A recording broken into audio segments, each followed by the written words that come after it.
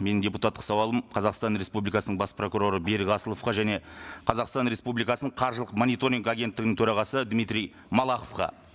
Бүгінгі депутаттық сауалыма алаяқтардың қармағын қауып қолындағы қаржысынан қапыда айырылып, әділдік таппай шақшадай басы шарадай болған жандардың жан айқайы себеп. Эл Капитал деген қаржылық ұйымның құрбаны болған қандастар мынау хатта мәжіліске үмітінің соңғы сәулесіндей сеніммен жолдады. Өйткені Эл Капитал акционерлік қоғамының там-тұм теңге салсаң таудай табыс табасың деген жалған жарнамасына алданған адам саны қазір 1451-ге жетті. Жарнама жасап жалаулатқандардың сапында елге танымал өнер жұлдыздары да өріп жүр. Жапа шеккендердің біразы зейнеткерлер мен жалғызбасты аналар. Жәбірленушілерге келтірілген шығынның жалпы көлемі 10 миллиард 499 миллион теңге. Осынша қаржыны Эл Капиталдың басшылары ізім қайым жоқ қылды деп арызданған отандастарымыз аталған іс бойынша соттың тым созбаққа салынып кеткеніне, прокуратура органдарының баяу әрекетіне наразы. Бұл жерде тағы бір түйткіл бар. Эл Капитал акционерлік қоғамына алданғандар саны 1451-ден әлдеқайда көп. Себебі арыз жазған ағайын қаржылық құйтырқылықтың құрбандары санатында әскери бөлім қызметкерлері, түрлі деңгейдегі мемлекет қызметкерлері, бюджеттік мекеме қызметкерлері бар дейді. Бірақ олар арыз жазудан бас тартып отыр, себебі де түсінікті шығар. 2008 жылы құрылған әрекеттік қаржылық пирамидаға ұқсас ұйымды Алматы қаласының Әуезов аудандық әділет басқармасы ресми тіркеген. Алғашында елге қаржылық сауаттылықты үйрететін бизнес тренингтер өткізіп бастаған компанияға қаржылық сауатымды арттырамын деп барған халық қазір солармен соттасып жүріп, өз сауаттарын өздері арттырып алды. Сонда соңғы ақшасын салған халыққа кім қорған болады?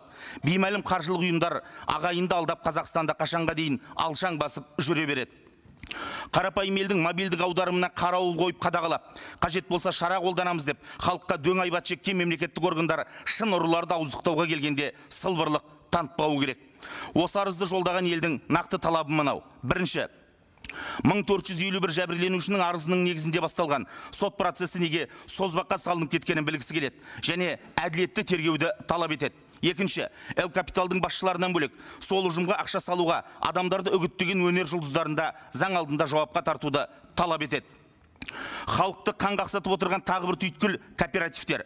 Депутаттардың атына Аманат Хоум мен Аманат халық кооперативтеріне ақша салып, не баспанасын ала алмай, не салған ақшасын қайтара алмай отырған азаматтардың атынан арыз түсті.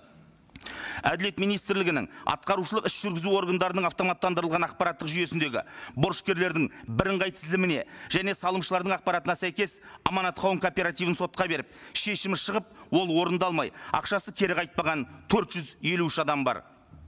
Оларға келтірілген залал 1 миллиард 193 миллион теңгені құрап отыр. Бұл кезек күттірмейтін шешуді талап ететін мәселе.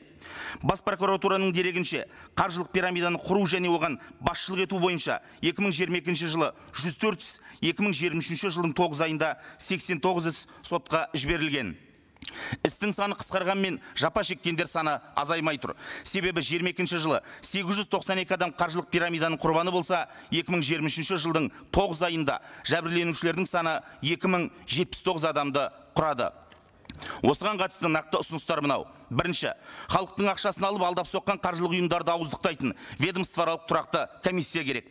Себебі әр мемлекеттік орган қазіргідей өз бетінше қызмет етсе, іс нәтижелі болмайды. Өйткені бір жылда қаржылық пирамидалардан келген залал 2,1 есе көбейген.